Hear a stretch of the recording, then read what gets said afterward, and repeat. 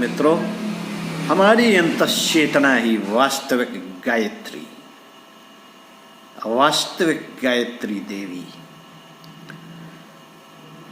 परम पूज्य गुरुदेव पंडित श्री राम शर्मा आचार्य जी के प्रवचन अपनी आवाज में आगे सुनाता हूँ।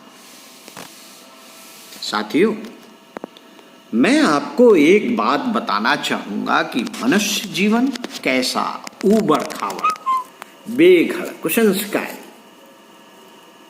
हमारा जीवन कैसा संस्कार विहीन, दिशा विहीन, लक्ष्य विहीन, क्रिया विहीन, अनुशासन विहीन और अस्त व्यस्त है। इन चीजों को अगर ठीक तरीके से बना लिया जाए, विचारणाओं को अगर ठीक तरीके से बना लिया जाए, भावनाओं को ठीक तरीके से बना लिया जाए, क्रिया शक्ति को ठीक तरीके से बना लिया जाए, तो मित्रों हम कैसे सुंदर हो सकते हैं, हम कैसे सुघड़ हो सकते हैं, मैं आपको क्या बताऊं।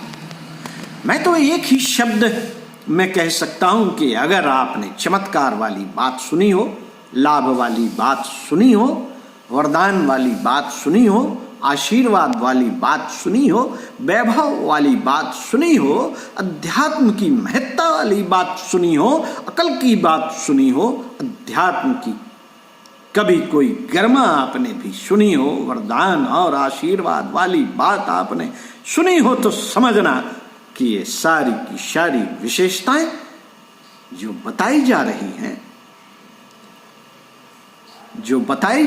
हैं, वे आदमी की अंतश्चेतना के विकसित स्वरूप की बताई जा रही है और किसी की नहीं बताई जा रही।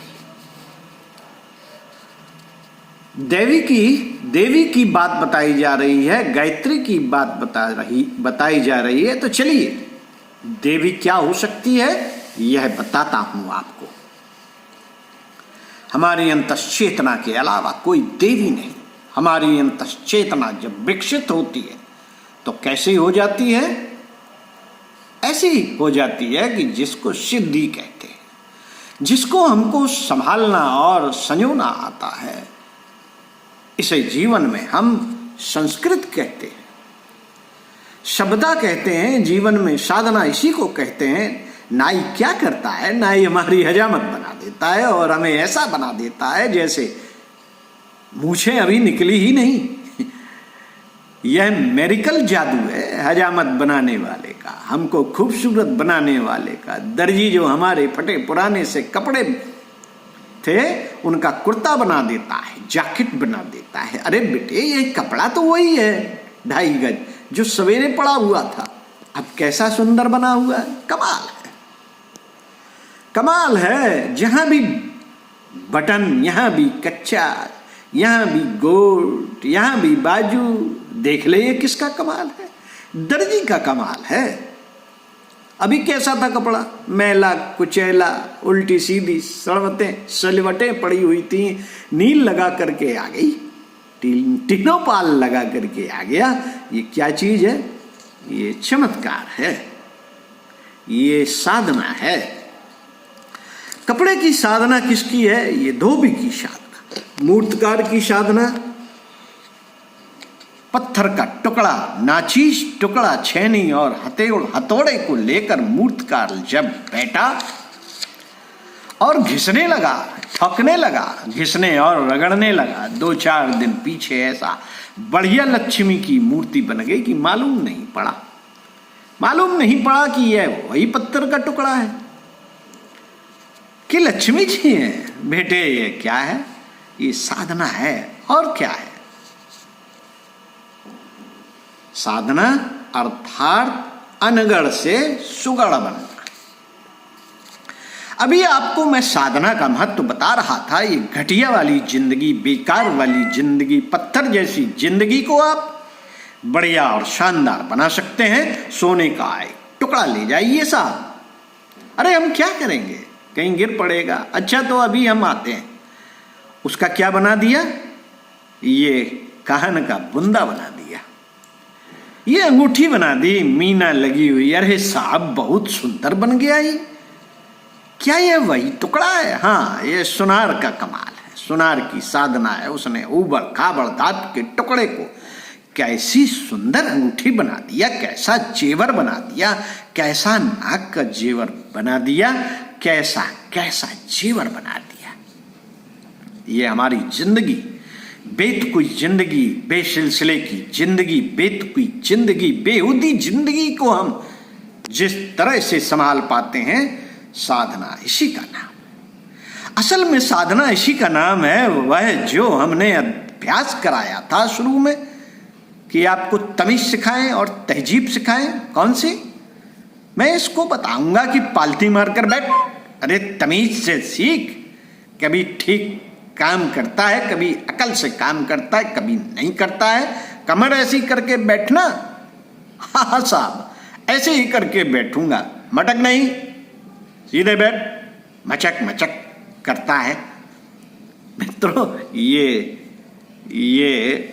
सारे के सारे अनुशासन, सारी की सारी डिसिप्लिन, यह आज का विषय नहीं। कभी समय मिला तो आपको बताऊंगा कि आपको जो भी साधना के बहिरंग क्रियाकलाप सिखाए जाते हैं, आखिर उसका उद्देश्य क्या है। इनका क्रिया का कोई उद्देश्य होना चाहिए। क्यों साहब पालथी मारकर क्यों बैठते हैं, पद्मासन में क्यों बैठते हैं? हम तो ऐसे ही बैठेंगे टांगे पसार के। नहीं बेटे, टांग पसार कर मत बैठिए। नहीं साहब हम तो टांग लंबी करेंगे, इसको छोटी करेंगे। नहीं बेटे, ये भी गलत है। नहीं हम तो यूं माला जप करेंगे, सिर के नीचे तकिया लगा के जप करेंगे। नहीं बेटे, ऐसे मत करना, ये ठीक नहीं है। ये क्या है? ये डिसिप्लिन है।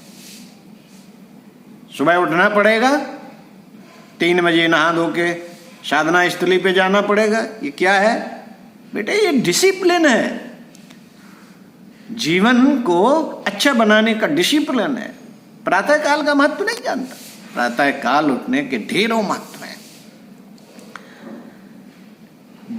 साधना के माध्यम से हम अपने व्यवहारिक जीवन को किस तरीके से अनुशासित रूप दे सकते हैं, किस तरीके से उसे ढाल सकते हैं, किस तरीके से अपने कर्मों को, अपने विचारों को, अपनी इच्छाओं को, आस्थाओं को परिष्कृत एवं अनुशासनबद्ध कर सकते हैं, क्रमबद्ध कर सकते हैं, असल में साधना इसी का नाम है। स्वर्णकार के तरीके से, कलाकार के तरीके से, गायक के तरीके से, वादक के तरीके से जो अपने को साध लेता है, उसे ही सच्चा साधक कहा जाता है। उसकी ही सही रागनी निकलती है, सुर निकलते हैं। कैसे निकालता है? कैसे निकलता है? बा, अरे बेटे ये क्या बोलता है? यूं मत बोल। तो फिर कैसे बोलूं? तू ऐसे बोल जैसे कि भैरवी रागनी गाई जाती है। गुरुजी सिखाइए। बेटा तू आ जाना हमारे पास, हम तुझे सिखाएंगे, नया राग सिखाएंगे। अब तू ऐसे बोल जैसे कोयल बोलने लगती है। अभी तू जैसे चिल्ला रहा था, इसे सुर नहीं कहते। बेटे ऐसे फिर मत बोलना। सुर को, गले को इस तरीके से साध के ऐसी मीठी मीठी आवाज आए कि बस मजा आ जाए। और ये धागे और तार जो सितार में बंधे हुए थे, उन्हें हिला। इसे भन भन भन भन के तरीके से नहीं, हम जैसे बताएं उस तरीके से बजा। इस तार के बाद उसे बजा, इसके बाद इसे बजा। फिर देख किस तरीके से इसमें से कैसी कैसी सुलहरी निकलती है, सुरलहरी निकलती है, तरंगे निकलती हैं, कैसी कैसी ध्वनि निकल सकती है, जिन पर तू थिरकने लगेगा और नाचने लगेगा। तो महाराज जी ये कैसे बजेगा? बेटे एक साधना है। किसकी? धागों की और तारों की। यह किसकी साधना है? गले की। यह है साधना पत्थर की। ये किसकी साधना है? हर चीज की। सोने की, सोने की साधना, मुख की साधना और जीवन की साधना। इसे कैसे जिया जा सकता है? जीवन कैसे जिया जा सकता है? इसे कैसे देवोपम बनाया जा सकता है? जीवन की अस्त व्यस्तता का उदारीकरण कैसे किया जा सकता है? जीवन ठीक तरीके से कैसे जिया जा सकता है? अगर ठीक तरीके से आप इसे जान पाए।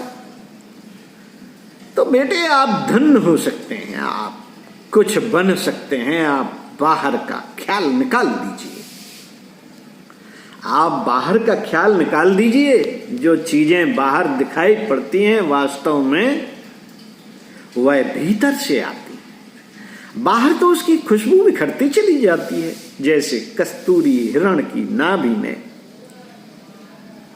होती है, परंतु उसे यह मालूम पड़ता है कि हवा में से पूरब से वह आती है, पश्चिम से आ रही है। बेटे सुगंध कहीं बाहर से नहीं आती, भीतर से निकलती है। आज की बात समाप्त। ओम शांति। हमारी अंतश्चेतना ही वास्तविक गायत्री। जन्म शताब्दी पुस्तक माला 71, प्रवचन पंडित श्री राम शर्मा आचार्य। आपको अपनी आवाज में हमने सुनाया।